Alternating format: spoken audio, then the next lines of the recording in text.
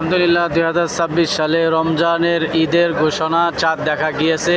এই লাইটিংয়ের মাধ্যমে বোঝানো হচ্ছে যে চাঁদ কমিটিরা চাঁদ দেখেছেন।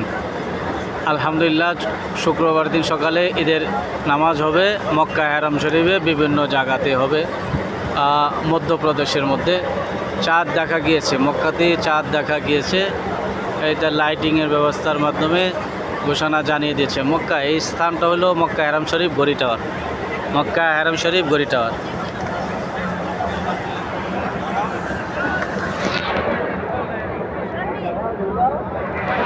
হ্যাঁ, রমজান ঈদের 2026 সালের চাঁদ দেখা গেছে। যদিও কুরবানি ঈদের সময় রমজান আর কুরবানি ঈদ 2025 সালের তখনও জুমার দিন ঈদের নামাজ হয়েছে। এবারও 2026 সালে রমজান ঈদের জুমার দিন ঈদের নামাজ, জুমার দিন ঈদ হয়ে গেল। আলহামদুলিল্লাহ, আলহামদুলিল্লাহ।